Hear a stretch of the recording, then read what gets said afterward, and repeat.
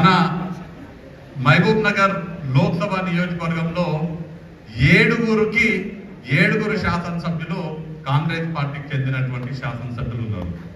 ఈ ఏడుగురు శాసనసభ్యులు ఉన్నా వీళ్ళందరిలా బాహుబలి ఎవరంటే మన ఎన్ఎం సీనన్న. ఎందుకు బాహుబలి అంటే కాలకేయాన్ని చంపినోడే బాహుబలి. వేరే నియోజకవర్గాలన్నా దుర్మార్గులు ఉన్నారు కానీ అందరు దుర్మార్గుల కన్నా కాలకేయుడు పెద్ద దుర్మార్గుడు.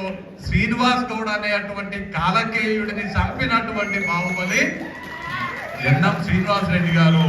వాస్తవానికి శ్రీనివాస్ రెడ్డి గారు ఇక్కడికి రావడంతో మీ అందరూ కూడా కష్టపడి వారికి అండగా నిలవడంతో ఇవాళ 7 నియోజకవర్గాలు మనం గెలవడం జరిగింది. నిజంగా మిమ్మల్ని అందరినీ కూడా మనస్ఫూర్తిగా అభినందించాల్సిన అవసరం ఉంది. అయితే గెలవడమే కాదు, నేను గత 10 రోజుల నుంచి, అంతకుముందు ఎక్కడో తరచుగా కలిసే వాళ్ళం కానీ గత వారం 10 రోజుల నుంచి శ్రీనివాస్ రెడ్డి గారితో రెగ్యులర్ గా ఇంటరాక్ట్ అవుతుంటే ఎప్పుడు కలిసినా ఎప్పుడు మాట్లాడినా ఒకటే ఒక మాట శ్రీనివాస్ రెడ్డి గారి నోటి నుంచి వస్తుంది, అభివృద్ధి అభివృద్ధి అభివృద్ధి. అభివృద్ధి తప్ప ఏది కూడా వారి నోట్లో నుంచి ఇంతవరకు రాలేదు.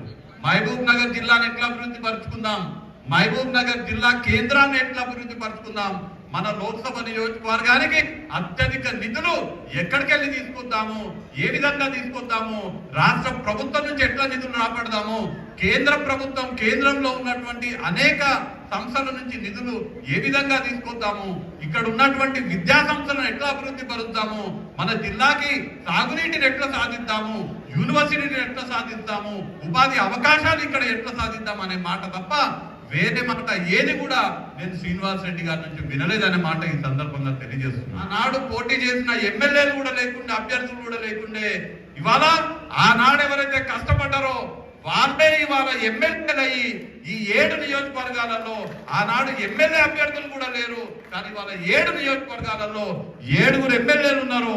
మామూలు ఎమ్మెల్యేలు కాదు, కార్యకర్తలంటే ప్రాణం ఇచ్చేటువంటి ఎమ్మెల్యేలు ఉన్నారు, ప్రజల కోసం పరితపించే ఎమ్మెల్యేలు ఉన్నారు. ఆది ముత్యాల లాంటి ఎమ్మెల్యేలు ఇవాళ కాంగ్రెస్ పార్టీకి మహబూబ్ నగర్ లోక్సభ నియోజకవర్గంలో ఉన్నారు. ఈ విషయాల్లో అన్నీ చెప్తూ ఇవాళ ముఖ్యమంత్రి గారు మన లోక్సభ నియోజకవర్గానికి స్వయంగా ముఖ్యమంత్రి రేవంత్ రెడ్డి గారే ఈ లోక్సభ నియోజకవర్గానికి ఇన్ఛార్జ్ గా ఉన్నారు. కాబట్టి మనం ఈ లోక్సభ నియోజకవర్గంలో అందరం కూడా కష్టపడి లోక్సభ ఎన్నికల్లో అత్యధిక మెజార్టీతో గెలిపించడం ద్వారా మన నియోజకవర్గానికి ఇన్ఛార్జ్ గా ఉన్నటువంటి రేవంత్ రెడ్డి గారి పరిపతిని ఢిల్లీలో పెంచాల్సినటువంటి బాధ్యత ఉంది. అలానే ఎంతమంది ఎంపీలు గెలుస్తారనే దాన్ని బట్టి కేంద్రంలో ఎవరు అధికారంలో ఉంటారని వస్తుంది. రాహుల్ గాంధీ గారు ప్రధానమంత్రిగా కావాలంటే మనం అత్యధిక లోక్సభ స్థానాలు ఇవ్వాలి. కాబట్టి మనం మన లోక్సభ స్థానాన్ని గెలిపించడం ద్వారా రాహుల్ గాంధీ గారు ప్రధానమంత్రి అవ్వడంలో కీలక పాత్ర పోషించాలనే మాట తెలియజేస్తూ ఇందాక మహబూబ్ నగర్ లో ఉన్నటువంటి పరిస్థితుల గురించి మాట్లాడడం జరుగుతుంది.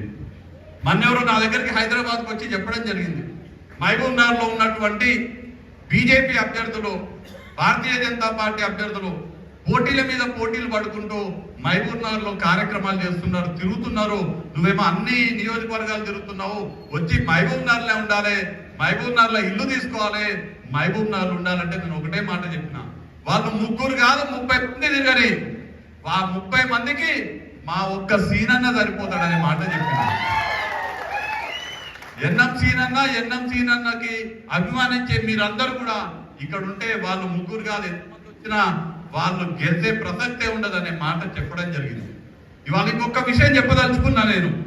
ఇందాక హర్షవర్ధన్ రెడ్డి అని మాట్లాడుతూ పోస్టర్ల విషయం చెప్పడం జరిగింది.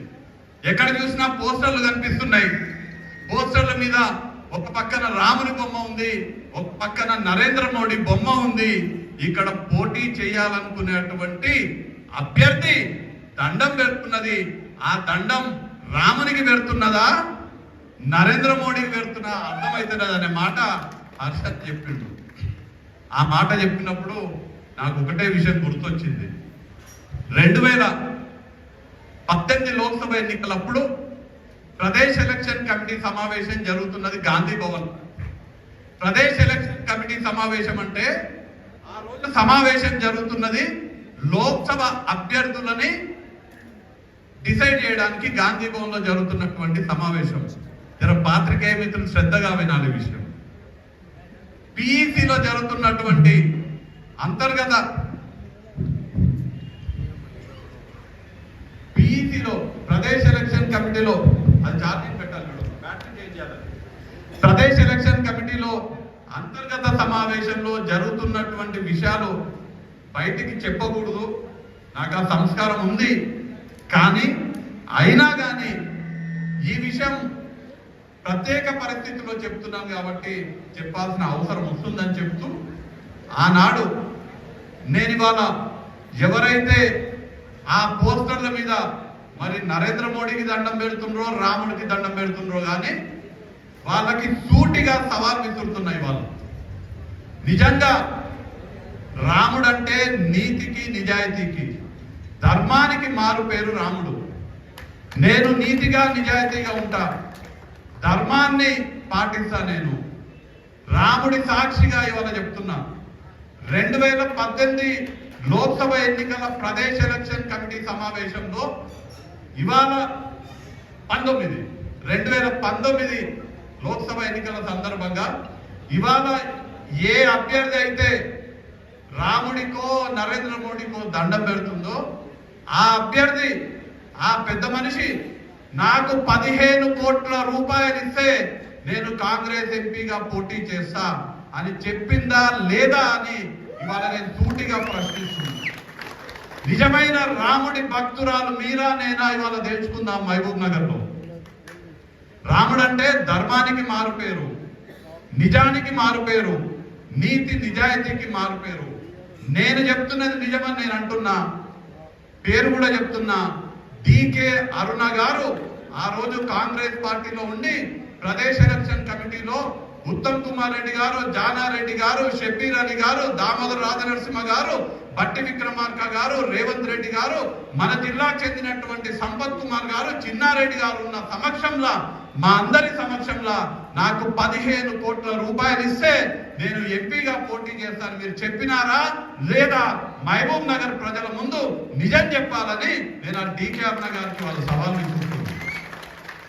మీరు రాముడి భక్తురాలా, నేను రాముడి భక్తున్నో ఇవాళ మహబూబ్ నగర్ జిల్లా వాసులు తేల్చుకోవాలి. నేను చెప్పింది నిజమా కాదా మీరు చెప్పాలి. నేను చెప్పింది కనుక నిజమైతే మీరు డబ్బుల కోసం రాజకీయాలు చేస్తున్నారని ఒప్పుకోవాలి. నేను చెప్పింది అబద్ధమని మీరు ఏ రామాలయంకి వచ్చి చెప్పినా, మహబూబ్ నగర్ జిల్లాలో గద్వాల్లో కానీ, మహబూబ్ నగర్ లో కానీ, మక్తల్లో కానీ, జడ్చర్లలో కానీ, షాద్ నగర్ లో కానీ, కొడంగల్లో కానీ, దేవరకద్రలో కానీ, నారాయణపేటలో కానీ, విరోధన్న గద్వాల్ అంటున్నారు. మహబూబ్ నగర్ జిల్లాలో ఏ రామాలయంకి వచ్చి నేను చెప్పింది అసత్యము, వంశీ అబద్ధం మాట్లాడుతున్నాడు, నేను 15 కోట్ల రూపాయలు అడగలేదు అని గనక రామాలయానికి వచ్చి చెప్తే నేను రాజకీయాల నుంచి శాశ్వతంగా తప్పుకుంటానని నేను ఇవాళ మహబూబ్ నగర్ ప్రజల సాక్షిగా ఇవాళ చెప్తున్నాను. నిజమైన రాముడి భక్తుడు ఎవరో మహబూబ్ నగర్ ప్రజలకి తెలియాలని ఈ సందర్భంగా తెలియజేస్తూ